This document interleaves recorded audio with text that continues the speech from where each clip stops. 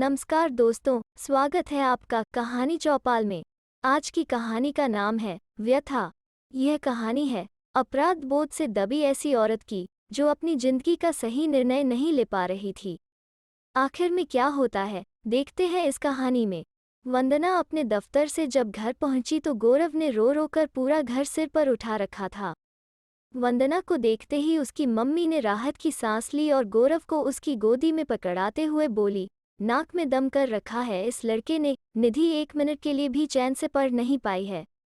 वंदना बिना कुछ बोले गौरव को गोद में लिए वॉशरूम चली गई।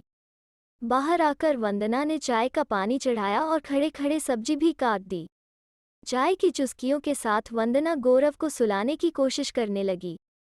गौरव के नींद में आते ही वंदना की भी आंखें झपकने लगी थी कि तभी मम्मी कमरे में तूफान की तरह घुसी, बोली, वंदना, थोड़ी बहुत मेरी भी मदद कर दिया करो, मेरे जीवन में तो सुख है ही नहीं। पहले बच्चों की जिम्मेदारी उठाओ, फिर उनके बच्चों की। गौरव को सुलाकर वंदना बाल लपेटकर रसोई में घुस गई थी। पापा व मम्मी के लिए परहेजी खाना, निधि के लिए हाई प्रोटीन डाइट और खुद के लिए बस जो भी दोनों में से बच जाए। वंदना ने गौरव के लिए दूध तैयार किया और फिर धीरे से अपने कमरे का दरवाजा बंद कर लिया। अगर गौरव की जरा भी आवाज़ बाहर आती थी तो सुबह मम्मी के सिर में दर्द आरंभ हो जाता था। वंदना की जिंदगी कुछ समय पहले तक बिल्कुल अलग थी। संजय उसके साथ ही इंजीनियरिंग कॉलेज में था। दोनों की मित्रता गहरी होते होते प्यार में परिवर्तित हो गई थी। वंदना के मम्मी पापा संजय के घर गए थे और संजय के मम्मी पापा के तेवर देखकर उन्होंने वंदना को आगाह कर दिया था, बेटा, ऐसा प्यार बहुत दिनों तक नहीं टिकता है। हमारे यहाँ प्यार दो लोगों के बीच नहीं, बल्कि दो परिवारों के बीच होता है। पर उस समय तो वंदना को कुछ समझ नहीं आ रहा था। लड़ झगड़ कर और मिन्नतें करके आखिरकार वंदना ने अपने परिवार को मना ही लिया था। संजय का परिवार भी बड़ी बेदिली से तैयार हो गया था। जब वंदना और संजय हनीमून पर गए तो वंदना को संजय का व्यवहार अजीब सा लगा। हनीमून से वापस आकर भी संजय के व्यवहार में कोई परिवर्तन नहीं आया था। संजय का परिवार जब तब वंदना को नीचा दिखाता रहता था और संजय चुपचाप सब सुनता रहता था। अगर वंदना संजय से बात करने की कोशिश करती तो संजय कहता, मम्मी पापा ने हमारे फैसले का सम्मान किया है। अब एक बहू के रूप में तुम्हारी जिम्मेदारी है कि तुम उनका दिल जीत लो। वंदना एक चक्रव्यूह में फंस कर रह गई थी। दफ्तर के 8 घंटे होते थे जब वो खुलकर सांस ले पाती थी। वंदना को एक बात तो समझ आ गई थी कि चाहे लव मैरिज हो या अरेंज, समझौता हमेशा लड़की को ही करना होता है। इस बीच वंदना गर्भवती हो गई थी। वंदना को लगा शायद अब उसके विवाह की जड़ें मजबूत हो जाएंगी, लेकिन गौरव के जन्म के बाद भी समस्या ज्यों की त्यों ही बनी रही थी। अब वंदना की जिम्मेदारी और अधिक बढ़ गई थी। रात में गौरव और घर की जिम्मेदारी और दिन में दफ्तर। देखते ही देखते वंदना एक कंकाल जैसी हो गई थी। विवाह के 1.5 वर्ष में ही संजय उसके लिए एक पहेली बनकर रह गया था। धीरे धीरे वंदना को समझ आ गया था कि अपनी मर्दाना कमजोरी को छिपाने के लिए संजय उस पर हर समय हावी रहता है। वंदना भरसक प्रयास करती थी कि उसकी किसी बात से संजय की मर्दांगी को ठेस न पहुंचे, पर जब एक दिन अति हो गई तो वंदना अपना सामान और गौरव को गोद में लेकर अपने घर आ गई थी। वंदना के मम्मी पापा हक्के बक्के रह गए थे। पापा तो गुस्से में बोले, पहले अपनी मर्जी से विवाह किया और अब यहाँ आ गई हो। तुम्हारी इन हरकतों का निधि पर क्या प्रभाव पड़ेगा? पर जब मम्मी पापा के घर में रहते हुए वंदना को 2 माह हो गए तो रिश्तेदारों और पड़ोसियों के कान खड़े हो उठे थे। दिन में पास पड़ोसी मम्मी पापा को कोंचते और रात में मम्मी पापा वंदना को, कब तक इस घर में पड़ी रहोगी, अपने घर जाओ ना। वंदना अपने वेतन का 75% भाग मम्मी को दे देती थी। मम्मी बड़ी बेदिली से लेकर कहती थी, आजकल महंगाई इतनी है, दूध और सब्जी के भाव आसमान छू रहे हैं। पूरा 1 लीटर दूध तो गौरव ही पी जाता है। मम्मी के मुंह से यह बात सुनकर वंदना का मन खट्टा हो जाता था।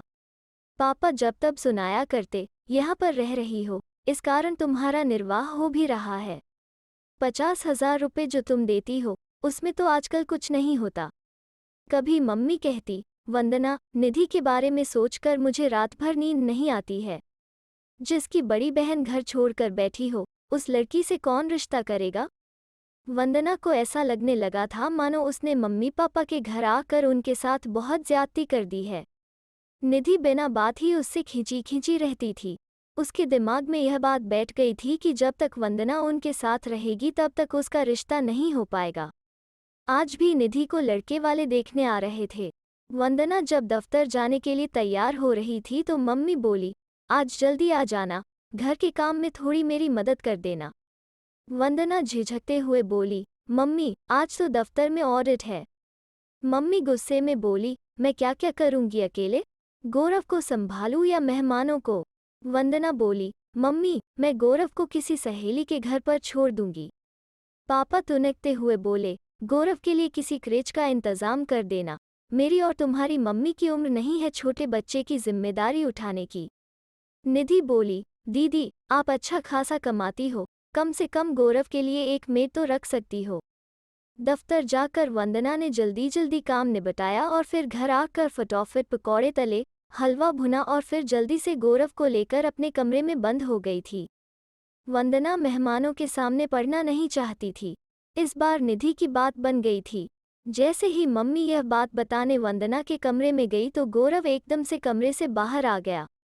मजबूरी में मम्मी पापा को वंदना का परिचय मेहमानों से करवाना पड़ गया था। मेहमानों ने जब वंदना से उसके घर और पति के बारे में पूछताछ की तो पापा बात संभालते हुए बोले, अरे वंदना तो अभी आपके आने से पहले ही आई है। हमें गौरव से बहुत प्यार है, इसलिए आती जाती रहती है। लड़के वालों की तरफ से लगभग बात फाइनल थी। पूरा परिवार बेहद खुश नजर आ रहा था। मम्मी वंदना से बोली, अब तुम अपने घर जाने के बारे में सोचो, तुम्हारी गलतियों की सजा निधि को नहीं मिलनी चाहिए। वंदना सोच रही थी कि उसके मम्मी पापा इतने पत्थर दिल कैसे हो सकते हैं। सब कुछ तो बता चुकी है वो उन्हें। ऐसे ही एक दिन जब वंदना दफ्तर में मायूस सी बैठी हुई थी तो उसकी सहकर्मी तुलिका उसके पास आकर बैठ गई और बोली, वंदना आज पार्टी करने चलोगी क्या? वंदना फफक कर रो उठी और अपनी पूरी कहानी सुना दी। तुलिका बोली, अरे तो तुम क्यों एक बैल की तरह इधर उधर सहारे की तलाश में घूम रही हो? तुम एक स्वतंत्र महिला हो, अपना और अपने बेटे का ख्याल खुद से रख सकती हो। वंदना बोली, तुलिका मेरे पास अपना घर कहाँ है? वो घर मेरे पति का था और यह मेरे मम्मी पापा का। मैं कैसे गौरव को लेकर अकेली रह सकती हूँ? गलती मेरी है तो फिर सज़ा भी तो मुझे ही भुगतनी होगी।